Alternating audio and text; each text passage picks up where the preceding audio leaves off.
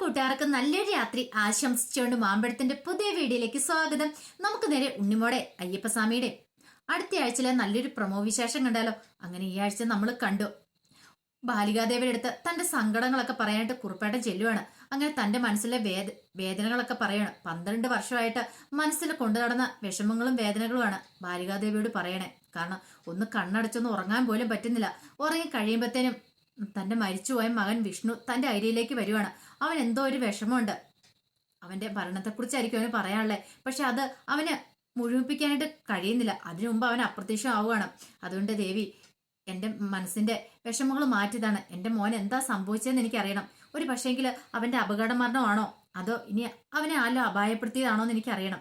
കാരണം എനിക്ക് ഇപ്പോഴും അവന് ഒരു അപകട മരണം സംഭവിച്ചെന്ന് വിശ്വസിക്കാൻ കഴിയുന്നില്ല. നന്നായിട്ട് കാർ ഓടിക്കാൻ അറിയാവുന്നവനാ. അങ്ങനെയുള്ള അവന് കാർ ഓടിച്ച് ആക്സിഡന്റ് പെടുക എന്ന് പറഞ്ഞിട്ടുണ്ടെങ്കിൽ അതെനിക്ക് വിശ്വസിക്കാൻ പറ്റുന്നില്ല ദേവി. അവൻ എന്നോട് എന്തോ പറയാനുണ്ട്. അതെന്താന്ന് എനിക്ക് എങ്ങനെയാണല്ലോ അറിയണമെന്ന് പറയാം. എല്ലാം കേട്ട് കഴിഞ്ഞപ്പം ദേവി പൊയ്ക്കോളാൻ പറയാണ്. അങ്ങനെ കുറുപ്പേട്ടൻ പോവാണ്. കുറുപ്പേട്ടന്റെ മനസ്സിലൊരു സങ്കടം ഉണ്ടായിരുന്നു. തന്റെ വിഷമങ്ങളൊക്കെ പറഞ്ഞു. പക്ഷെ ദേവി ഒന്നും പറഞ്ഞില്ലോ എന്നുള്ള ഒരു വിഷമം ഉണ്ടായിരുന്നു. ഈ സമയത്ത് ഗിരിദേവനും വാവരും ലംബുവും കൂടെ അന്നപൂർണേശ്വരി ദേവിയുടെ അരിയിലേക്ക് എത്തുവാണ്. പിന്നീട് അന്നപൂർണേശ്വരി ദേവിയോട് കുറുപ്പേന്റെ വിഷമങ്ങളെക്കുറിച്ചും എന്നെ എല്ലാം പറയാണ്. ദേവി പറഞ്ഞു, അതെ, ആ വൃത്തന്റെ വിഷമങ്ങളെല്ലാം ഞാൻ കേട്ടു, എനിക്കെല്ലാം മനസ്സിലായി. പറഞ്ഞു, അല്ല, ബാലികാദേവിയോടാണ് ചോദിച്ചിരിക്കുന്നത്. ബാലികാദേവി ഇതിനൊരു ഉത്തരം കൊടുക്കണമല്ലോ എന്ന് പറയാണ്. വിഷമിക്കണ്ട പുത്ര, അതിനുള്ള പരിഹാരം, ആ വൃത്തനുള്ള പരിഹാരം ഞാൻ തന്നെ ബാലികാദേവിയുടെ മനസ്സിൽ കാണിച്ചു കൊടുക്കും. മനസ്സിൽ ഞാൻ സാധാരണ ഉൾക്കണ്ണിലാണ് കാഴ്ച കൊടുക്കുന്നത്. പക്ഷെ ഇത് നേർക്കാഴ്ചയിൽ തന്നെ ഞാനത് കാണിച്ചു കൊടുക്കുമെന്ന് പറയാം. അതിനുള്ള പരിഹാരം എന്താന്നുള്ളത്. അതോടെ ധൈര്യമായിട്ട് പൊക്കോളാൻ പറഞ്ഞ് ഗിരിദേവനെയൊക്കെ പറഞ്ഞു വിടുവാണ്. പിന്നീട് ഗിരിദേവനും ലംബുവും ഭാവിയും കൂടെ ഇങ്ങോട്ട് പോരുവാണ്. ഈ സമയത്ത് മിനിയും ജയനും വല്ലാത്ത വിഷമത്തില്ല. എന്ത് ചെയ്യണമെന്ന് അറിയത്തില്ല. ഇതുവരെയായിട്ട് ആദിനെക്കുറിച്ച് ഒരു വിവരം കിട്ടിയിട്ടില്ല. ഇനിയിപ്പം ഏക പ്രതീക്ഷ എന്ന് പറഞ്ഞിട്ടുണ്ടെങ്കിൽ അവൾ എവിടെയെങ്കിലും ആരുടെയും വീട്ടിലുണ്ടോ, ഇനി എവിടെയെങ്കിലും പോയി കയറിയിട്ടുണ്ടോ, അങ്ങനെയായിരുന്നു. അങ്ങനെ പോലീസുകാർ അങ്ങനെയെല്ലാം അന്വേഷിക്കുന്നുണ്ട്. പക്ഷെ ഒരിടത്തൊന്നും ഒരു വിവരം കിട്ടില്ല. അവസാനം പോലീസുകാരും തെരച്ചിൽ നിർത്തി. കാരണം അവർക്കും തിരയുന്നതിന്റെ ഒരു പരിധിയൊക്കെ ഉണ്ടല്ലോ. ഈ സമയം ജയൻ മിനിയോട് പറഞ്ഞൊരു കാര്യം ചെയ്യാം, അനസൂയ വന്ന് പറഞ്ഞല്ലേ അവിടെ പോയി കാണാം, ഉണ്ണിമോളെയല്ല ഗിരിദേവനെ പോയി കാണാന്ന്. ഗിരിദേവനെ കണ്ടിട്ടുണ്ടെങ്കിൽ ഒരു പക്ഷേങ്കിൽ ഗിരിദേവൻ എന്തേലും കാണിച്ചു തരുമായിരിക്കും, എന്തേലും വഴി പറഞ്ഞു തരുമായിരിക്കും.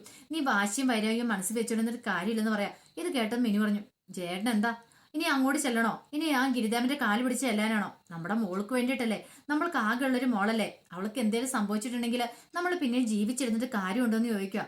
ഇത് കേട്ട് കഴിഞ്ഞപ്പോ മിനി ഒന്ന് ആലോചിച്ചു. കാര്യം പറഞ്ഞ വാശിപ്പുറത്ത് പറഞ്ഞു ഗിരിദേവന്റെ കാല് പിടിക്കാൻ പോയില്ലെന്നൊക്കെ.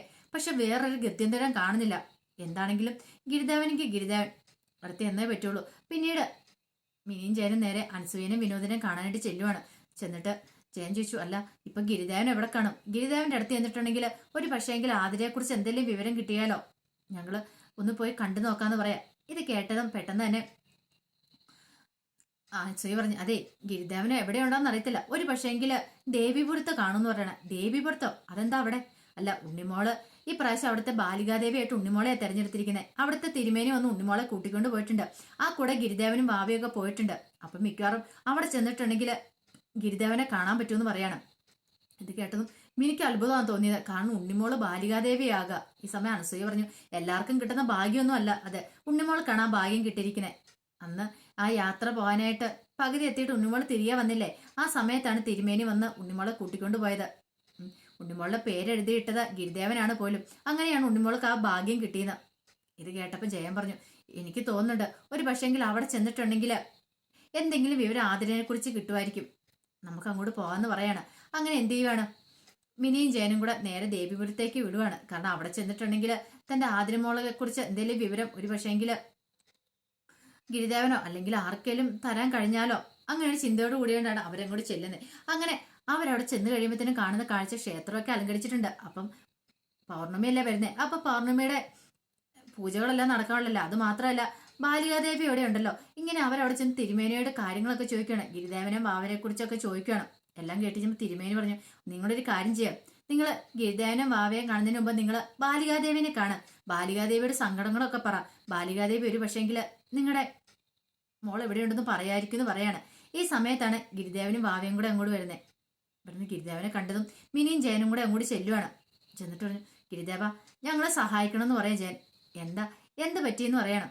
എന്ത് പറ്റിയെന്നൊക്കെ ചോദിച്ചു കഴിഞ്ഞപ്പോഴത്തേനും പിന്നീട് ആതിരയെ കുറിച്ചുള്ള കാര്യങ്ങളൊക്കെ പറയണം. അതെ ഞങ്ങൾക്കൊരു അബദ്ധം പറ്റിപ്പോയതാ, അന്ന് ഗിരിദേവനെ കൊണ്ടാതെ ഞങ്ങളോട് ക്ഷമിക്കണം ഗിരിദേവ എന്നൊക്കെ പറഞ്ഞ് ജയം ക്ഷമ പറയുന്നുണ്ട്. പക്ഷെ മിനിക്ക് അതത്ര അങ്ങോട്ട് പറയാൻ കൂട്ടാക്കില്ല. ഈ സമയത്ത് മിനിയുടെ മുഖത്തേക്ക് ഗിരിദേവൻ ഒന്ന് നോക്കുകയാണ്. മിനി ഒന്നും മിണ്ടാതെ നിൽക്കുകയാണ്.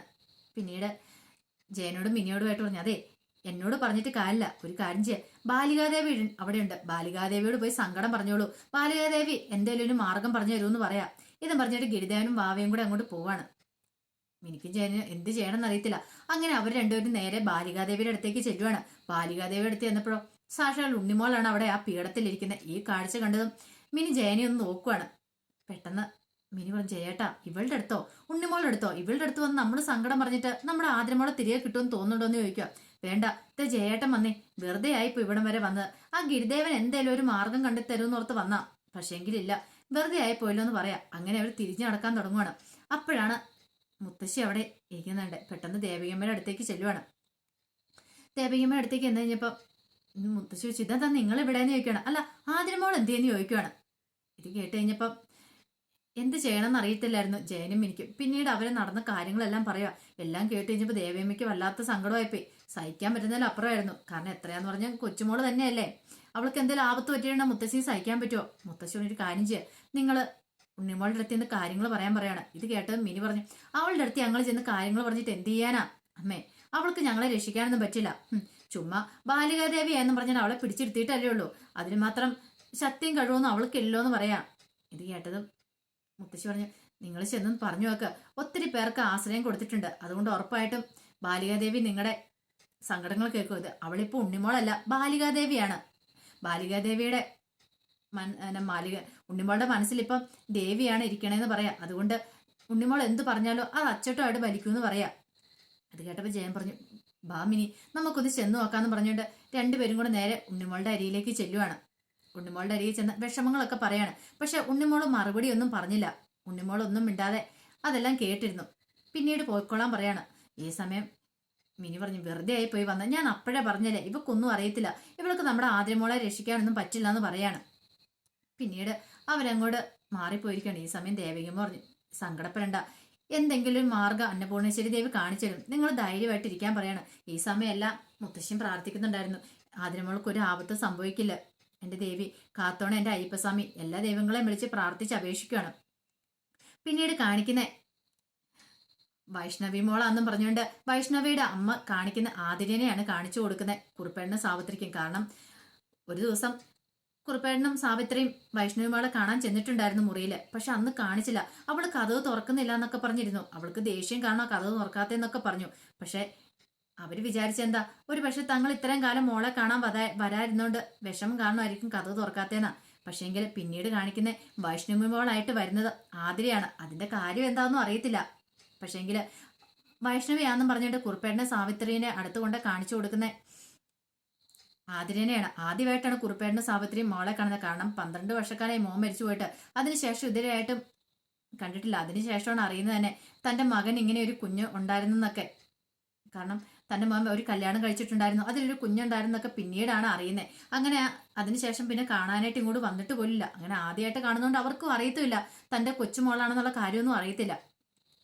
കുറുപ്പേട്ടനും സാധനം ഭയങ്കര സന്തോഷത്തിലായിരുന്നു, കൊച്ചുമോളെ കണ്ട സന്തോഷത്തില്. അങ്ങനെ ആതിരനെ വൈഷ്ണവി എന്നൊക്കെ പറഞ്ഞ് പേരിട്ടാണ് വിളിക്കുന്നത്. ഈ സമയം ആതിര മൈൻഡൊന്നും ചെയ്യാൻ പോയില്ല. അപ്പൊ അവരുടെ വിചാരം എന്താ, തങ്ങളോട് ദേഷ്യം ഉള്ളതുകൊണ്ടായിരിക്കും ഇങ്ങനെ പെരുമാറുന്നത്. അങ്ങനെ ഫുഡ് കഴിക്കാനിരിക്കുന്ന സമയത്താണെങ്കിലും അവളോട് കുറെ കാര്യങ്ങളൊക്കെ ചോദിക്കുന്നുണ്ട്. പക്ഷെ അവൾ ഒന്നിനും മറുപടി ഒന്നും പറയുന്നുണ്ടായിരുന്നില്ല.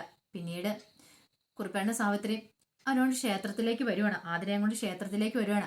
അങ്ങനെ ക്ഷേത്രത്തിലേക്ക് വരുന്ന സമയത്താണ് അവിടെ മിനിയും ജയനും ഉണ്ടായിരുന്നു.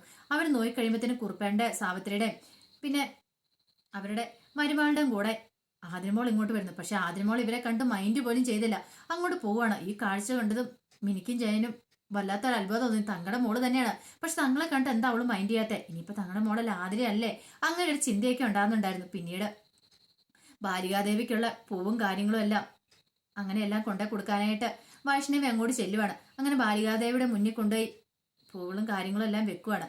ഈ സമയം ഉണ്ണിമോള് നോക്കിക്കഴിയുമ്പോഴത്തേനും ആതിര ചേച്ചി തന്റെ മുന്നിലേക്ക് വന്നിരിക്കുന്നു. പക്ഷെ ഉണ്ണിമോൾക്കറിയാതെ ആതിരയാന്നുള്ള കാര്യം. പക്ഷെ കുറുപ്പേട്ടന് സാവിത്രി വിചാരിച്ചുകൊണ്ടിരിക്കുന്നത് അത് വൈഷ്ണവിയാന്നുള്ള കാര്യമാണ്. ഇങ്ങനെ കുറിപ്പേണ്ട സാവിത്രിയും കൂടെ അവളും കൂടെ തിരികെ പോയി കഴിഞ്ഞപ്പോൾ ഉണ്ണിമോൾ ഇങ്ങനെ ആലോചിക്കുക, അത് ആതിര ചേച്ചിയല്ലേ, ആതിര ചേച്ചി എങ്ങനെ ഇവരുടെ കൂടെ വന്നേന്നൊക്കെ ഒരു ചിന്ത ഉണ്ടാകുന്നുണ്ട് ഉണ്ണിമോളുടെ മനസ്സിൽ. ഒരു പക്ഷേങ്കിൽ ഇനിയിപ്പം തനിക്ക് മാറിപ്പോയതാണോ, ഇനിയിപ്പോൾ ആതിര ചേച്ചിനെ പോലെ ഇരിക്കുന്ന വേറെ ആരെങ്കിലും ആണോ അവരുടെ കൂടെയുള്ള എന്നുള്ള ചിന്തയൊക്കെ വരുന്നുണ്ട്. അപ്പൊ എന്താ ഏതാണെന്ന് ഉണ്ണിമോൾക്കൊന്നും മനസ്സിലാകുന്നില്ല. പിന്നീട് ഉണ്ണിമോളുടെ ഉൾക്കാഴ്ചയിൽ ആ കാഴ്ചകളെല്ലാം ദേവി കാണിച്ചു കൊടുക്കുന്നുണ്ട്.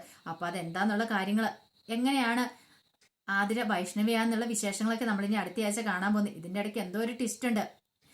വൈഷ്ണവിയുടെ അമ്മ, അതായത് വൈഷ്ണവി ഉണ്ടോ ഇല്ലയൊന്നും അറിയത്തില്ല, അങ്ങനെ ഒരാളുണ്ടോ, ഇനിയിപ്പം വിഷ്ണുവിന് ഒരു കുഞ്ഞ് ജനിച്ചിട്ടുണ്ടോ എന്ന് പോലും അറിയത്തില്ല. കാരണം അവര് കള്ളത്തരം പറഞ്ഞ് ഇവരെ തെറ്റിദ്ധരിപ്പിച്ച് വെച്ചിരിക്കണോന്ന് അറിയത്തില്ല, കുറുപ്പേണ്ണെ സാവിത്രീനെയൊക്കെ. അപ്പൊ അങ്ങനെ തെറ്റിദ്ധരിപ്പിച്ചിട്ടുണ്ടെങ്കിൽ അപ്പൊ അതിന്റെ ആ പുറംപേച്ചൊക്കെ അവരുടെ കള്ളത്തരങ്ങളൊക്കെ വെളിച്ചത്ത് വരുവാണ്. എങ്ങനെയാണ് വിഷ്ണു മരിച്ചതെന്നുള്ള കാര്യങ്ങളൊക്കെ. ഒരു പക്ഷേങ്കില് ഇപ്പൊ വിഷ്ണുവിന്റെ ഭാര്യ എന്നും പറഞ്ഞ് വന്നിരിക്കുന്ന ആ സ്ത്രീ, അവര് കാരണമായിരിക്കും വിഷ്ണുവിന് അപകടം സംഭവിച്ചിരിക്കുന്നത്. അവർ മിക്കവാറും വിഷ്ണുവിനെ ഇല്ലാതാക്കിയതായിരിക്കും. അതുകൊണ്ടായിരിക്കും വിഷ്ണുവിന്റെ മനസ്സിൽ ആ വിഷമം കിടക്കുന്നത്. അതായിരിക്കും അച്ഛനോട് പറയാനായിട്ട് ഇത്രയും കാലം കാത്തിരുന്നത്. എങ്ങനെയാണെങ്കിലും ആ ഒരു സത്യമൊക്കെ മറന്നു നീക്കി പുറത്ത് വരുവാണ്. അങ്ങനെ ഉണ്ണിമോൾ ആ കാഴ്ചകളൊക്കെ പറഞ്ഞു കൊടുക്കുവാണ് കുറിപ്പേണ്ണ സാവിത്രിക്കും ഒക്കെ. അപ്പൊ അതിന്റെ വിശേഷങ്ങളൊക്കെ നമ്മൾ അടുത്ത ആഴ്ച കാണാൻ പോകുന്നത്. അത് മാത്രമല്ല, ആതിരനെ തിരികെ കിട്ടുവാണ് മിനിക്കും ജയനും. അങ്ങനെ ബാലികാദേവിയിലും അതുപോലെ തന്നെ ഗിരിദേവനിലും ഉണ്ണിമോളിലെല്ലാം വിശ്വാസം വരുന്നുണ്ട് അവർക്ക്. അങ്ങനെ അവർ ക്ഷമാപണം ഒക്കെ നടത്തുന്നുണ്ട്. അപ്പൊ അതിന്റെ വിശേഷങ്ങൾ കൂടെ കാണാൻ പോകുന്നത്. ആ വിശേഷങ്ങൾ നമുക്ക് എല്ലാവർക്കും കാത്തിരിക്കാം കേട്ടോ. ഒരിക്കൽ കൂടി എല്ലാവർക്കും നല്ലൊരു രാത്രി ആശംസിച്ചുകൊണ്ട് നിർത്തുന്നു. നന്ദി.